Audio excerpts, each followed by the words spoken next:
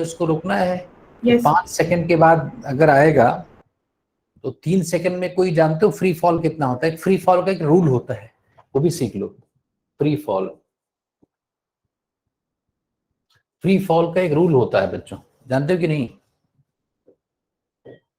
जैसे कोई भी चीज अगर फ्रीली फॉल करा दिया जाए, u इज इक्वल टू 0 हो, तो फर्स्ट सेकंड में वो कितना गिरता है? 5 मीटर। कितना गिरता है बच्चों, पता है? Yes sir, yes sir. 5।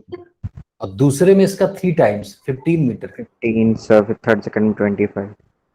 1:3:5 के रेशियो में गिरती है कोई चीज। Arushi, are you getting my point? Yes, sir. If an object is released, then first second of its motion, it falls by 5 meters only, taking g as 10 meter per second square. In the second, it falls 3 times. It has fallen the first second. In the third second, it falls 5 seconds. It has fallen the first second. 1:3:5 करते जाओ। मेरी बात बच्चों समझ रहे हो कि नहीं? Yes sir. तो थर्ड सेकंड में इसका भी 5 गुना, मतलब 20, इसका 5 टाइम्स, मतलब 25 मीटर्स। 25, yes sir. ऐसे होता है। तो फर्स्ट सेकंड में है, और सेकंड में जो गिरता है, थर्ड सेकंड में जो गिरता है, इन सब का रेशियो अगर देखा जाए तो this comes out to be 1:3:5। Yes. तो 3 ही सेकंड में, अगर 3 ही सेकंड उसके पास टाइम है सुपरमैन का, और मान लो हाइट कितनी हो, 3 सेकंड अगर कोई चीज गिरेगी तो कितना गिर जाएगी? 5 + 15 + 25, 5 + 15 + 25, so this comes out to be कितना? 45 मीटर। Yes 45 metre. और 5 सेकंड्स में कोई चीज कितनी गिर जाएगी? और ऐड करते जाओ, ये तो 3 सेकंड्स में होगा। 5 सेकंड्स में कोई चीज कितनी गिर जाएगी? 5 प्लस इसका 3 टाइम्स 15 प्लस इसका 5 टाइम्स 25 प्लस इसका 7 टाइम्स 35 प्लस इसका 9 टाइम्स 45। तो 5 सेकंड्स में कोई चीज इतना गिर जाती है। तो ऐड करें, कितना होगा? 5, अरे 20 और 25 45। 45 + 5 is 50 + 30 is 80। 80 + 45 125। 125। So if the height of that tower is 125 meters only, then in 5 seconds the person will lie on the ground, isn't it? And if Superman arrives after 5 seconds, he has touched the ground. अरे मेरी बात समझे कि नहीं बच्चों? Yes sir। So it is of no use that Superman comes and he will save. Saying this statement is invalid, isn't it? सारे बच्चे बताएं बच्चे। अरे सबसे पूछना पड़ेगा क्या, 1 by 1 करके? So this is how we do these questions.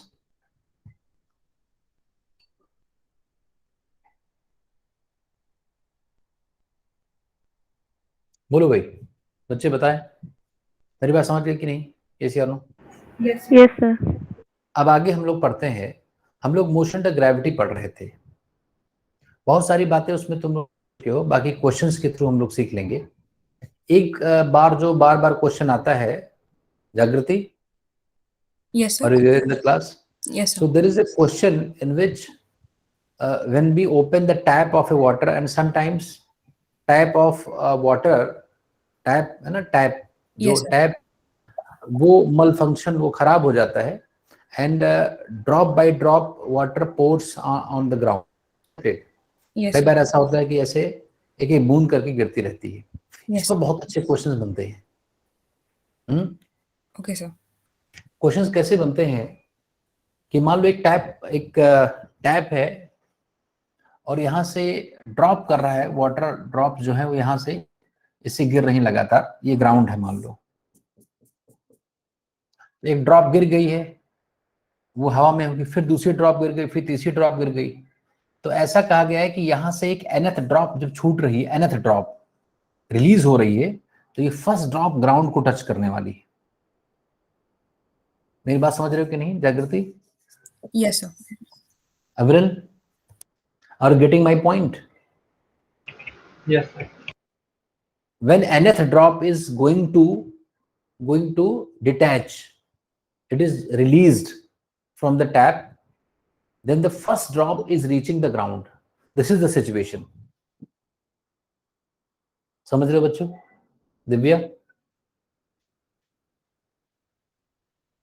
Divya समझ रहे हो? So the first drop is reaching the ground. So we have to find, और रेगुलर इंटरवल पर गिरता है, रेगुलर इंटरवल पर. तो इंटरवल हमें निकालना है कि कितने सेकंड्स के बाद ड्रॉप गिर रहा है, ये मुझे निकालना. We have to find the delta t, that is the time gap, time interval between two the release of two drops. Question clear है बच्चों कि नहीं? Arushi, question is clear? Aviral, Divya, सारे बच्चे बताएं. मैं कह रहा हूं कि ड्रॉप गिर रहा है, एक ड्रॉप गिरा, फिर दूसरा ड्रॉप, फिर तीसरा ड्रॉप. nth ड्रॉप यहां से छूट रहा है. nth कितना? nth drop. और सारे हर ड्रॉप दूसरे ड्रॉप के बीच में डेल्टा टी का गैप है, टाइम इंटरवल है ना. अरे जो वहां से रिलीज हो रहा है, तब जो गिरता नहीं आवाज, रात में कई बार बाथरूम में पानी टप टप की आवाज आती रहती है, बड़ी इरिटेटिंग होता है बहुत. सर्दियों के टाइम में, गर्मियों के टाइम में इरिटेटिंग क्यों नहीं होता है? क्योंकि एसी की आवाज है, फैन की आवाज है, वैसे बहुत सारा नॉइज है. सर्दियों में क्या होता है, नॉइज नहीं होती है ना रात में. नहीं समझे मेरी बात? तो उसमें जो है बहुत इरिटेट करता है ड्रॉप. तो वहां से गिर रहा है नीचे की तरफ. हमें पता करना है कि दो ड्रॉप्स के बीच में कितना टाइम इंटरवल है, कितने टाइम इंटरवल पर ड्रॉप्स रिलीज हो रहे हैं, छूट रहे हैं टैप से. This is the question. Question is clear to all? Yes. This is the question. अब इसमें क्या है बच्चों? अब इसमें क्या है कि भाई फर्स्ट ड्रॉप, मान लो टी इज इक्वल टू 0 पर फर्स्ट ड्रॉप निकली होगी, तो उसके डेल्टा टी टाइम के बाद दूसरी ड्रॉप निकली होगी. उसके 2 डेल्टा टी टाइम के बाद इसे first drop,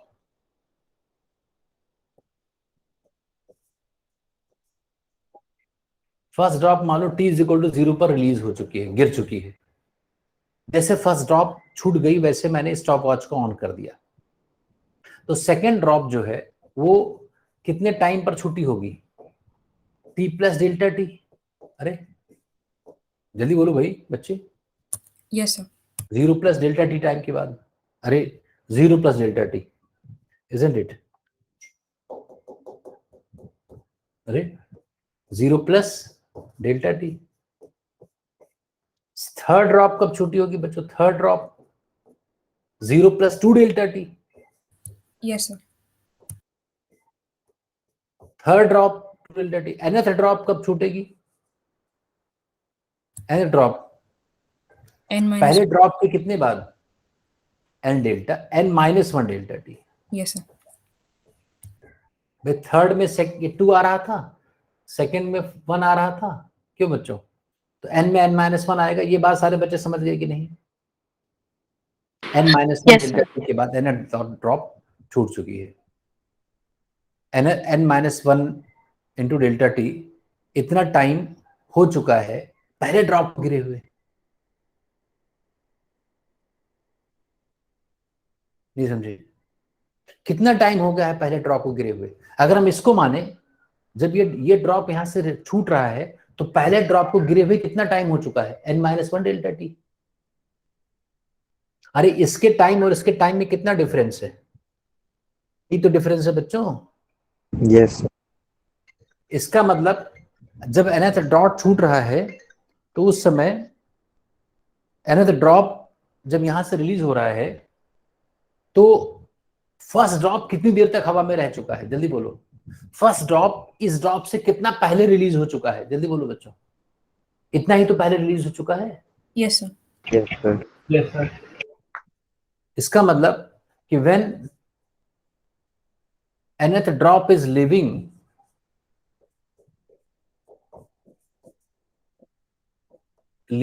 the tap, first drop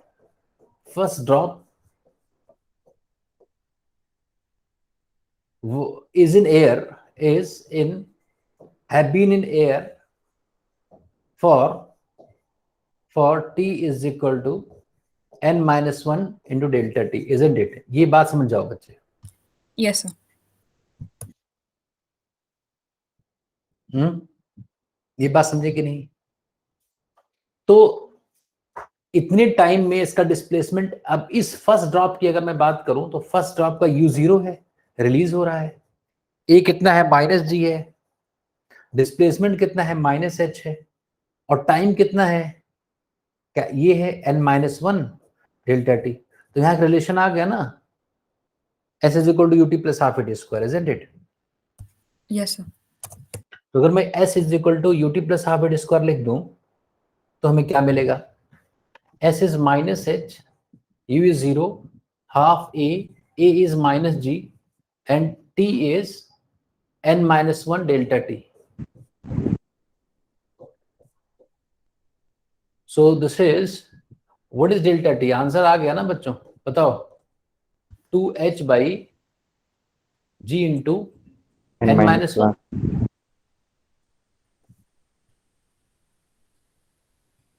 So won't it be n-1 delta t whole square? Okay, Ari, yes, of course it is. So this is under root, right? Yes, sir. अब ठीक है? No. Yes, sir. हाँ नहीं, 2h by g, n-1 तो बाहर रहेगा।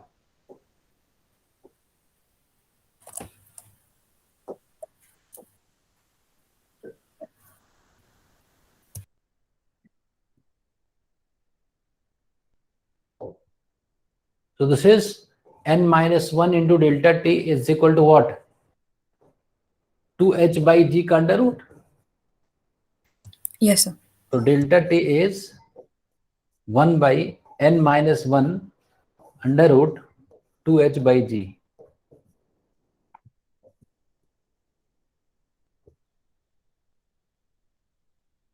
अब्रर समझ के बाद, इसके ऊपर फ्रीक्वेंटली पूछे जाते हैं क्वेश्चंस हर एग्जाम में। और बहुत इंटरेस्टिंग बात क्या है कि सीबीएसई बोर्ड में भी अब ऑब्जेक्टिव आने वाले हैं कि नहीं? जैसे अभी जो रिसेंट हुआ है, डेवलपमेंट हुआ है, तुम लोगों ने देखा होगा। Yes sir. ऑब्जेक्टिव वाला है, तो ऑब्जेक्टिव में क्वेश्चंस आएंगे बच्चों।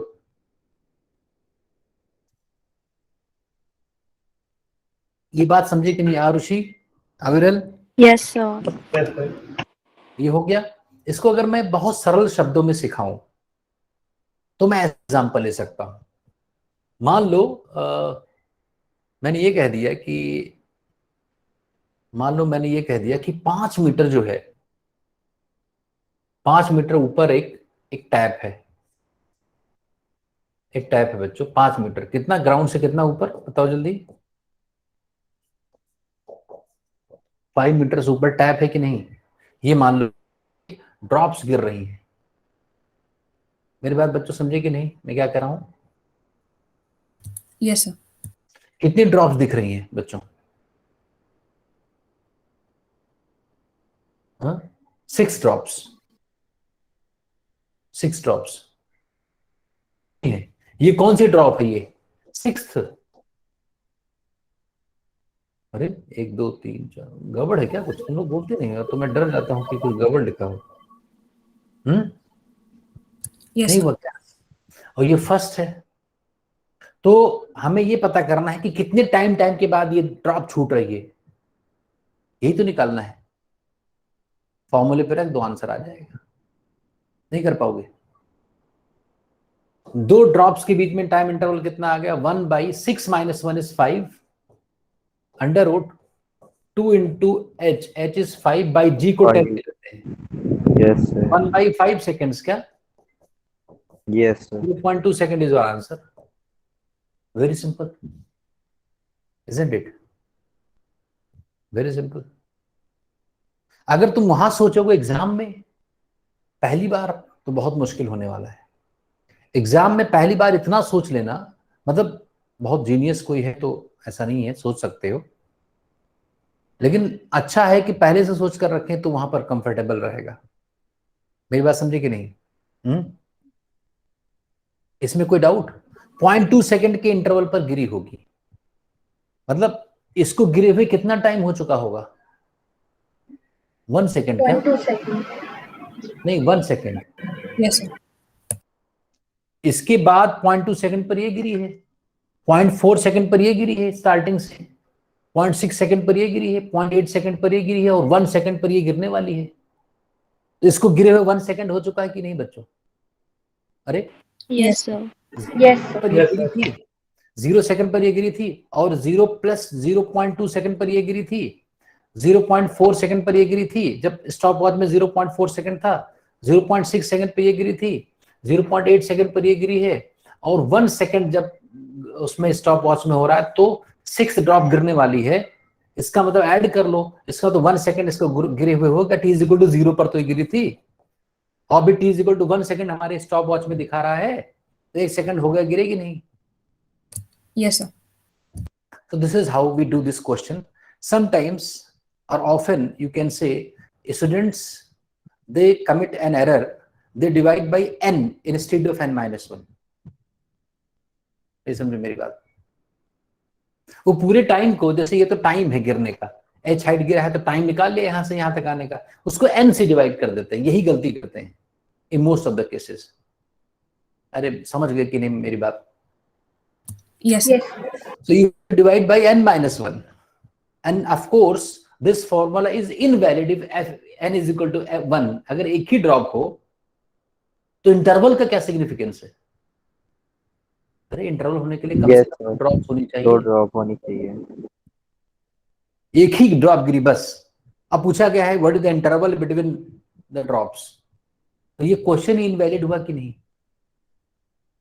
Yes, sir. और तभी यहां पर देखो ये मैथ्स हेल्प कर रहा है तुम्हारी सोचने में। मैथ्स कह रहा है कि n इज इक्वल टू 1 अगर होगा तो ये फॉर्मूला वैलिड नहीं होगा। डोमेन रेंज पढ़ लिया ना तुम लोगों ने? वेरी इंटरेस्टिंग, मैथ्स में डोमेन रेंज बहुत इंटरेस्टिंग है। हम लोग तो वैसे ही करते जाते गुणा भाग, याद करो जो बच्चे मैथ्स पढ़ रहे हैं कितना इंटरेस्टिंग है, क्यों Devina? Have you studies this domain and range of functions? Yes, sir. Yes, sir. We have done. है तो बहुत मजा आया होगा, क्यों? वेरी इंटरेस्टिंग, मुझे तो बहुत अच्छा लगता है। लॉगरिथमिक फंक्शन है, ट्रिग्नोमेट्रिक फंक्शन है, उसका डोमेन कब है, उसका रेंज क्या होगा, उसका ग्राफ कैसे होता है, क्यों? सारे बच्चे बताए। Yes, sir. जागृति, पार्थ, Yes. अविरल, अविरल, अविरल।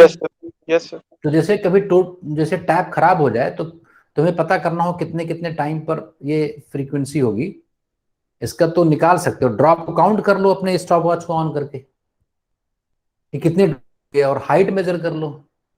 नहीं समझे मेरी बात? यस समझ गया। 2 ड्रॉप्स के बीच में आ जाएगा। सर एक क्वेश्चन भेजे हैं इसी पे।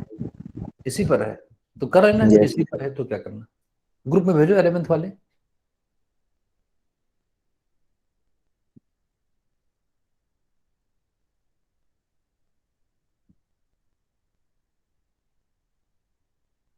ग्रुप में भेज दो, सारे बच्चे देखें।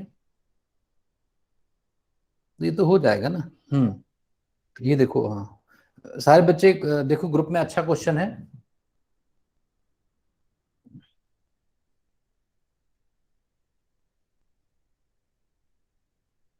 एच कितना गिवन है? पहली इंफॉर्मेशन, एच कितना गिवन है बच्चों? 5 मीटर्स। और कितनी ड्रॉप्स हैं टोटल? 3rd ड्रॉप छूटने वाली है। एन है 3, तो निकाल दो टाइम इंटरवल। टाइम इंटरवल पहले निकालो। अरे नहीं निकालोगे क्या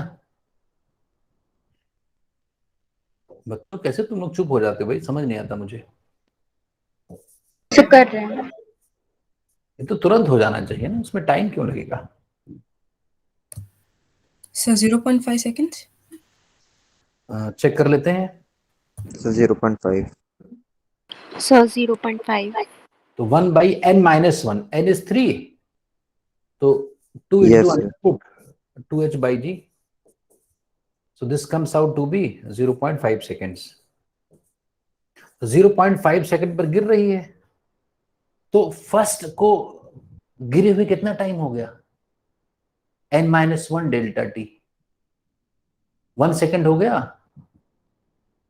Yes, अरे sir. 5, तभी तो 5 मीटर गिर गई है। 5 मीटर गिरने में एक ही सेकंड तो लगता है। और जो Yes. दूसरी ड्रॉप है वो 0.5 सेकंड हो गया गिरे हुए, 0.5 सेकेंड। अरे Yes, sir.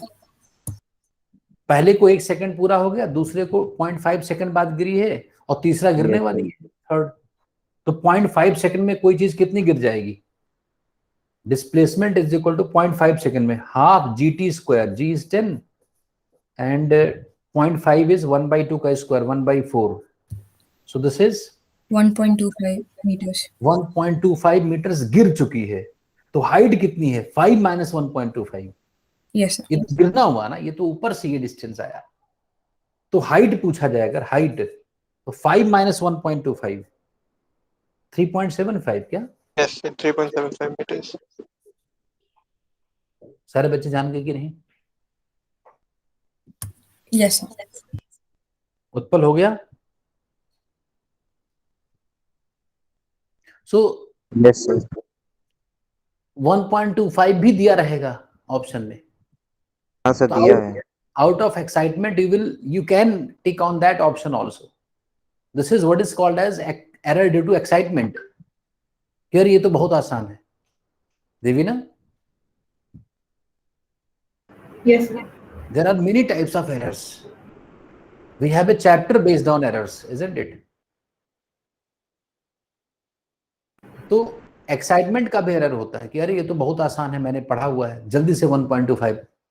अगर ये पूछा कितना डिस्टेंस फॉलन ऑफ, ये पूछा जाता तो आंसर क्या होता? 1.25। Height is 5 - 1.25, isn't it? Yes, sir. तो ये रहा भाई। एक दूसरा क्वेश्चन इसी टाइप का है जो भी तुम लोग कर सकते हो।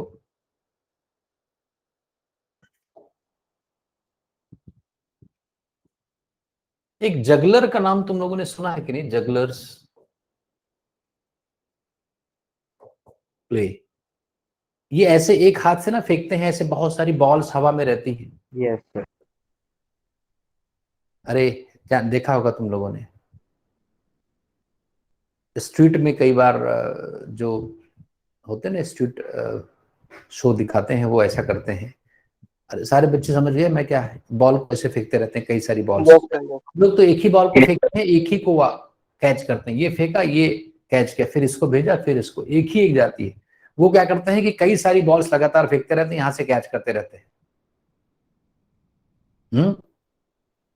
Yes, sir. yes sir, तो इसका भी वही कंसेप्ट है।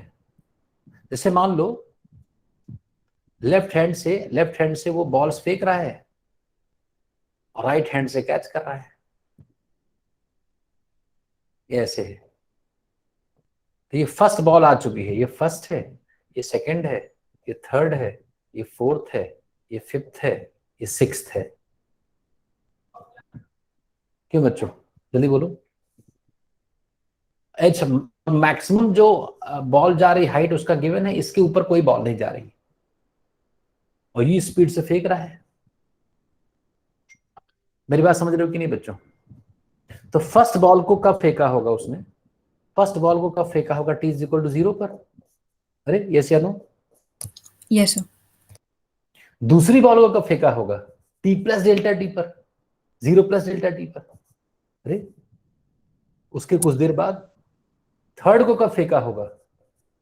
0 + 2 Δt, इसके भी Δt के बाद। nth बॉल कब फेंकेगा? अरे बोलो, 0 + N - 1 delta t. ये nth बॉल को फेंकेगा इस टाइम पर। इसका उल्टा सोचो कि फर्स्ट बॉल को फेंके हुए कितना टाइम हो चुका है? इतना ही टाइम हो चुका है, चाहे जोड़ लो। अरे यही तो होगा भाई, रिवर्स sir. में जोड़ोगे तो वही तो। डिफरेंस देखो, t = 0 और t = दिस, तो इन दोनों का डिफरेंस ही तो उसके पहले फेंका गया था। इसका मतलब इसका टाइम ऑफ फ्लाइट। अच्छा, किसी बॉल को अगर u हाइट से फेंका जाए, या हाइट नहीं दी है, मान लो हाइट, या तो हाइट गिवन होगी या तो u, दोनों में से कोई एक चीज गिवन होगी। ये समझे मेरी बात? तो फर्स्ट बॉल का यही तो टाइम ऑफ फ्लाइट है भाई। फर्स्ट बॉल इतने ही टाइम के लिए तो हवा में रही। Yes, sir. तो मान लो u दिया है, तो 2u/g मैंने बताया था, u/g जाना u/g आना, याद करो। Yes, Yes, sir. sir. तो इसका मतलब ये जो 2u/g है, यही तो ये है टाइम n-1 डेल्टा टी। तो यहां से डेल्टा टी आ गया, देखो, is equal to u/g n-1। यहां फिर से देखो मैथ तुम्हें हेल्प कर रहा है ना बच्चों? हेल्प कर रहा है कि नहीं? क्यों? Yes, sir. High time interval is insignificant as long as balls is not more than one in numbers ना। ये हो गया। हाइट दिया रहता है एक फार्मूला, तो ये बच्चे यूज करते हैं जो बहुत अच्छी रैंक लाते हैं ना किसी भी एग्जाम में, उनको बहुत सारे फॉर्मूले याद होते हैं। तो कंसेप्ट तो पता ही है, but you have to understand the concept along with the result also. In case of medical science, जैसे डॉक्टर्स जो बनना है, उनके लिए दवा भी याद रहना है और इंटेस्टाइन का मैकेनिज्म भी याद रहना है ना, कि नहीं? मान लो तुम बहुत अच्छे बायोलॉजी पूरा पता है, ये कैसे कैसे चीजें होती हैं, लेकिन तुम उसका वो भूल गए फॉर्मूला, गड़बड़ है ना। तो दोनों चीजें याद रखना है। अब हाइट अगर गिवन है, तो ये बताओ एच हाइट तक जाने में और एच हाइट आने में, या एच हाइट गिरने में कितना टाइम लगता है? √2h/g। अरे कोई चीज हाईएस्ट पॉइंट पर आई होगी बच्चों, और हाईएस्ट पॉइंट पर आई होगी तो एच हाइट तो गिरी होगी। तो अभी हम लोगों ने निकाला था ना कि अगर कोई एच हाइट से कोई चीज गिर रही हो तो उसमें टाइम लगता है √2h/g। Yes. तो यार नहीं पता है तो देख लो यार, इसमें क्या दिक्कत है? v is equal to u plus s is equal to ut plus half at square. गिरने वाला देखो, गिरने वाला यहां से गिरने का देखो, गिरने वाली जो है, जो बॉल्स गिरी वो कितनी हाइट गिरी और उसका डिस्प्लेसमेंट -h हुआ कि नहीं? Minus और गिर रही है तो u 0 है, 0. तो -ut मैंने नहीं लिखा है, कोई दिक्कत है क्या? लिख करके 0 No. करो, हाफ gt स्क्वायर। तो टाइम, गिरने का टाइम कितना हुआ? √2h/g हुआ। Yes, sir. तो ऊपर h जाना और h आना में इसका डबल टाइम लगा, तो 2 into √2h/g is equal to n-1 delta t. तो अगर हाइट गिवन हो, डेल्टा टी तुम्हें निकालना हो, तो 2/n-1 इंटू √2h/g ऐसे निकाल लेना। मेरी बात समझे कि नहीं बच्चों? Yes, sir. So in this way we discuss many good questions, और ये तुम लोगों का क्यूरियोसिटी होनी चाहिए। Parth, Yes, sir. ये क्यूरियोसिटी होनी चाहिए कि बहुत सारे अच्छे क्वेश्चंस कैसे करें हम। इससे तुम्हारे दिमाग की एक्सरसाइज होती है ना, ब्रेन की एक्सरसाइज करना ही हमारा ऑब्जेक्टिव है। फिजिक्स पढ़ने का मतलब सिर्फ ये है। और दूसरी बात ये है कि आपका जो बोलने का और समझने का तरीका है वो लोगों से डिफरेंट हो जाएगा, और आप स्मार्ट कहे जाएंगे, आप जीनियस कहे जाएंगे। ये समझे मेरी बात? Yes, sir. बाकी तो यूज जो है वो तो है ही है। तो this is how we deal many question based on motion under gravity. Now we will study something about graphs. Graphs are very important tool. Graph के बारे में हम लोग पढ़ेंगे। ये बात लिख लिया सबने? क्यों बच्चे बताओ? आरुषि, अविरल, देवीना, दिव्या, जागृति, Yes, sir. Yes, sir. Nika, Parth, Samar, Satyam, Utpal. Yes, sir. Yes, sir. Samar, अब तुम्हें अच्छे समझ में आया होगा कि ये चीजें कैसे हम यूज करेंगे। उत्पल, है ना? Yes. Yes, sir. ऐसे करना है। तो इसको मैं रिकॉर्डिंग, क्योंकि मैं थोड़ा सा चेंज करूंगा इसको, और एक दो सिचुएशन और है उसको भी डिस्कस कर लेते हैं, नहीं तो वो छूट जाएगा तो रह जाएगा फिर।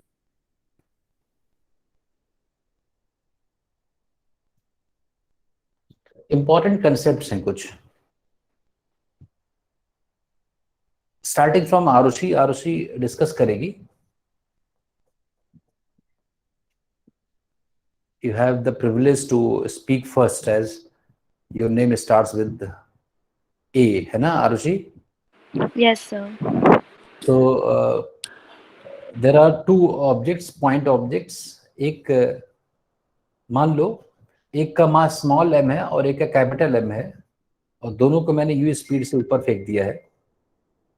विच will go higher in the air? Sir जिसका मास कम होगा।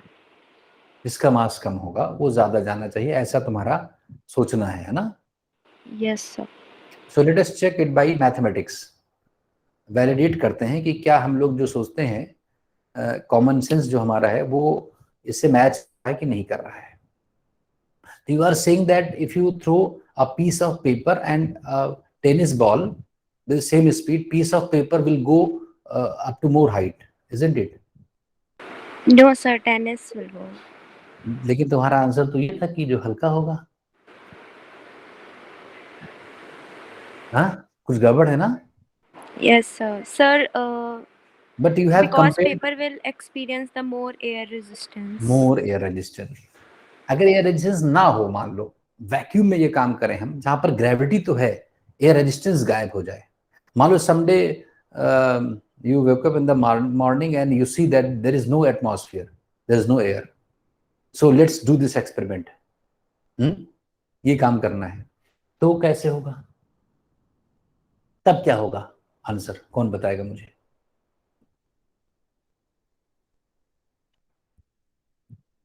कौन बताएगा?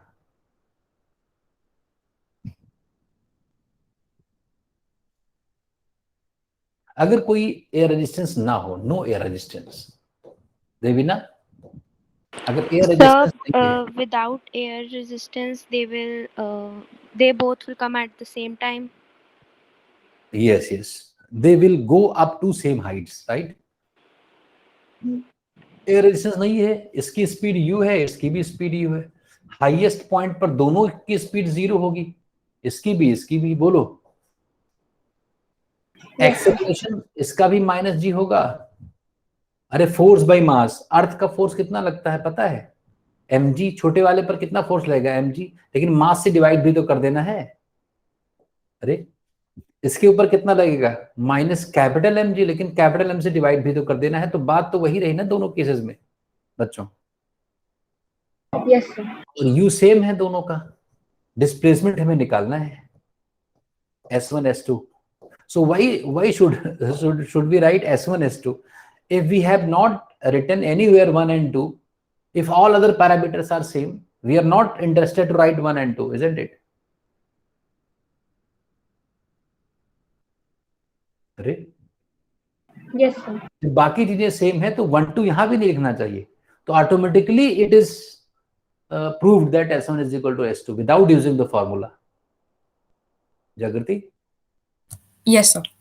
बट अगर उसको यूज भी करोगे तब भी आ जाएगा। So let's, if I right s is equal to s1 is equal to ut, नहीं, v square is equal to u square plus 2s, so v1 square is equal to u1 square plus 2a1 s1, so v1 is 0, u is u, minus 2g s1, so s1 is equal to u square by 2g, है ना?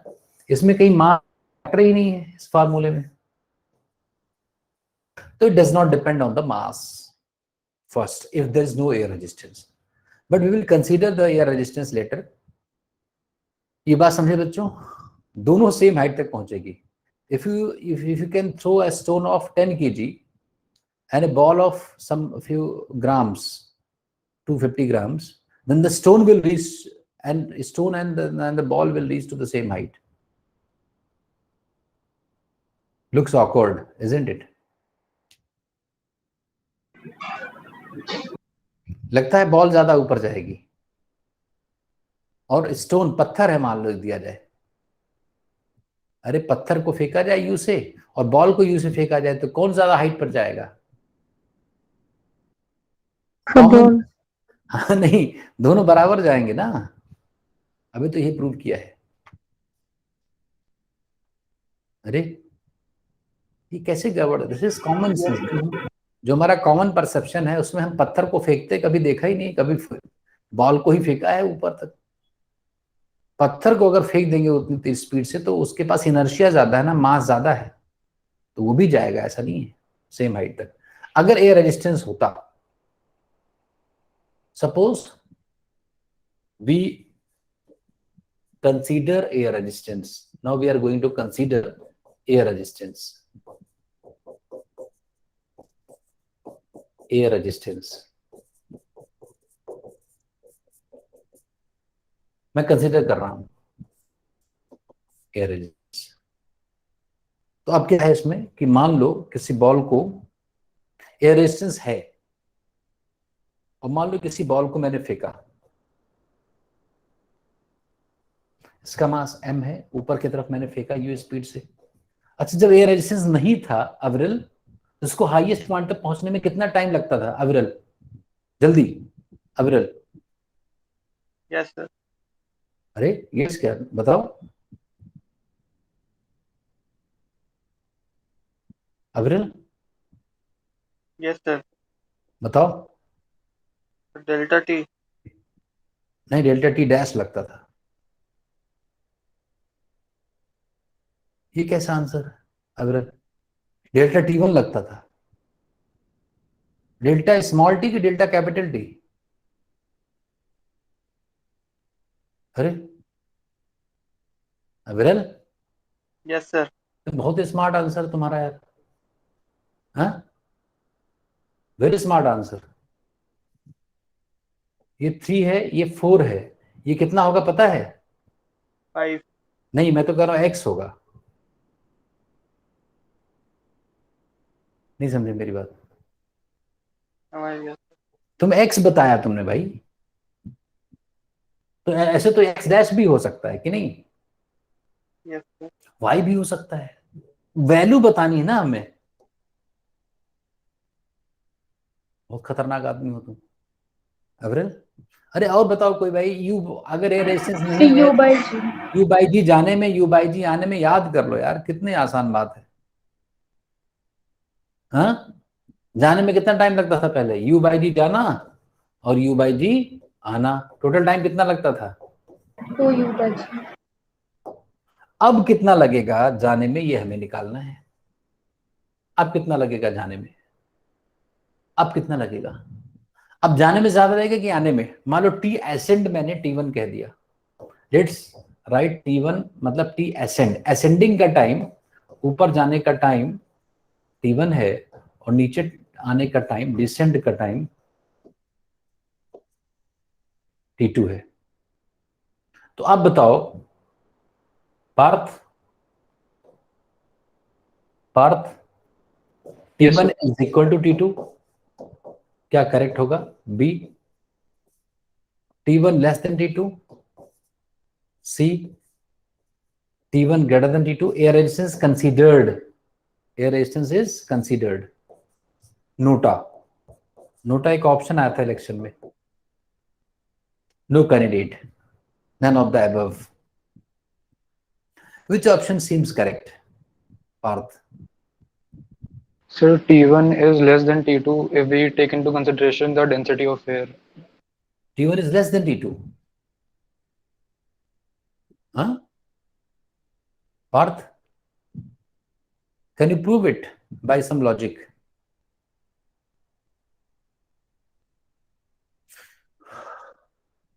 Devina, what's your answer? I think sir T2 is greater than T1. उसी की बात हो गई, T1 less than T2 is same as that of T2, T2 is greater than T1। कोई logic है क्या? ये कि तुम्हारा मन कर रहा है ऐसे? Do you have any logic in support your answer? जागृति, Yes, sir. क्या होगा? Which option is correct? Sir, I think T1 still be equal to T2. T1 is still be equal to T2. Any logic? Sir, air resistance is like frictional force, so it will be in the opposite direction of that of the motion in both cases. So, Is it a constant? It will be a constant or variable during whole journey of this particle. so the frictional force? Air resistance will be constant or it will change its direction. So I think it will be constant.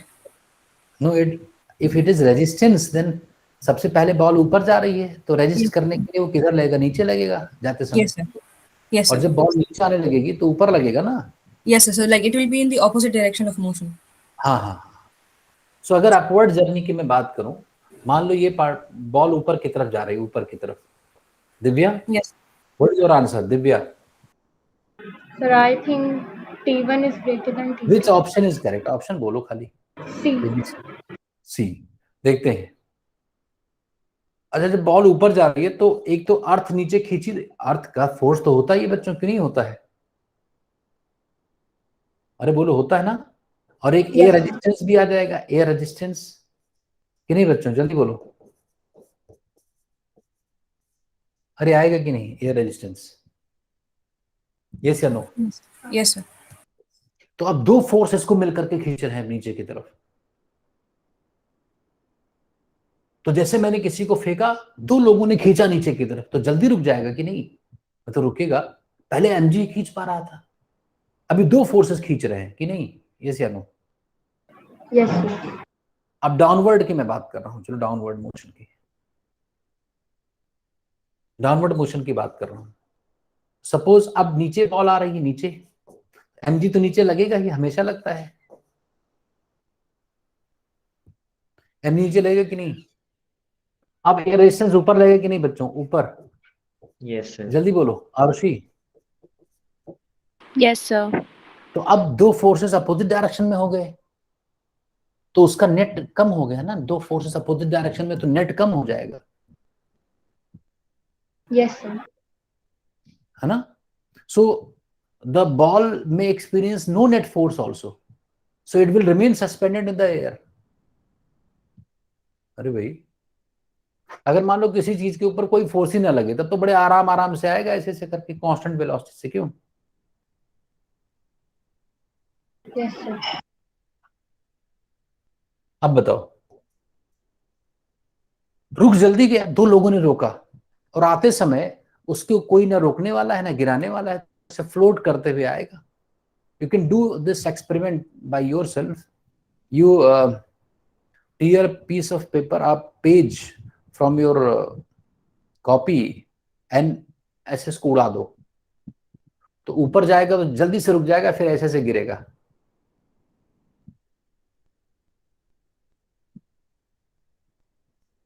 ये समझे बात? Yes, ये sir. बात clear हुई कि नहीं?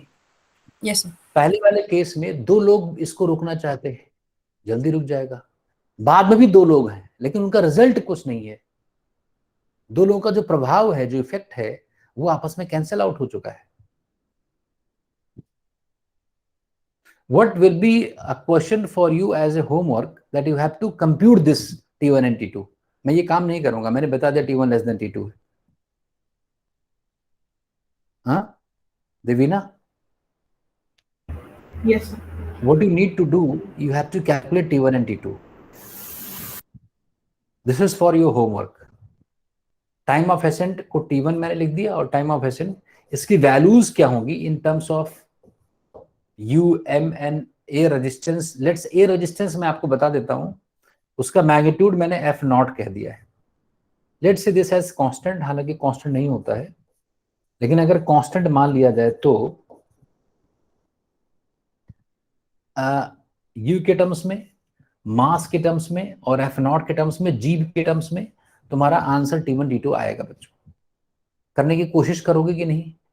मैं नहीं कह रहा हूं कि तुम्हें सही करना है, you have to make an effort, है ना। बोलो Yes. Yes, sir. तो उससे ना सीख जाओ।